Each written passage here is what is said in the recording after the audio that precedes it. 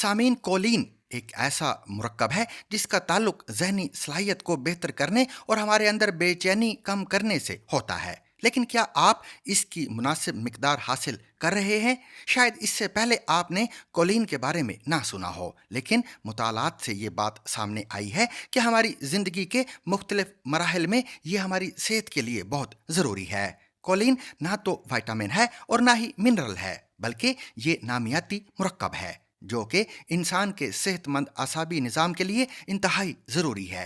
अब बहुत से हकाइक सामने आ रहे हैं जिनसे पता चलता है कि ज़्यादा कोलिन लेने के बहुत ताकतवर असरात मुरतब होते हैं जो कि हमारी ज़हनी सलाहियतों को बेहतर करने से लेकर आसाबी नशोनुमा में खलल से बचाता है।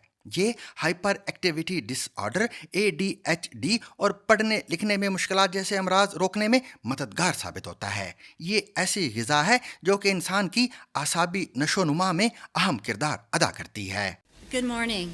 My name is Marie Cadell and I'm a choline researcher. The best dietary sources of choline are animal source foods like eggs and meat.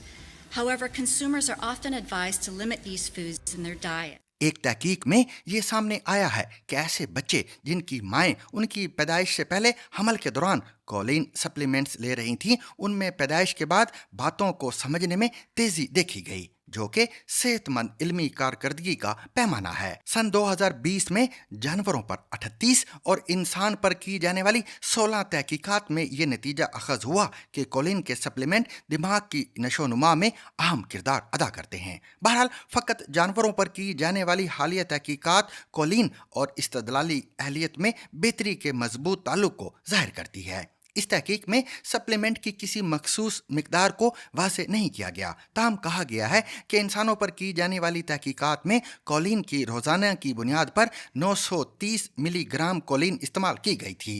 ये वो मिकदार है जो तकरीबन 6 अंडों में मौजूद होती है और इसके इस्तेमाल से कोई मनफी असरात नहीं देखे गए। माहिरीन के मुताबिक कुछ लोग ऐसे भी हैं जिन्हें तजवीज़ करदा कोलिन के मुकाबले में ज़्यादा कोलिन की ज़रूरत होती है। इसमें ऐसी ख़वातीन भी शामिल हैं जिनकी माहवारी का अमल रुक चुका होता है, मसलन वो ख़वातीन जिनमें एस्ट्रोजन हार्मोन कम हो गया है और ऐसे लोग जो जिगर में ज़्यादा चर्बी की बीमारी में मुब्तला हैं।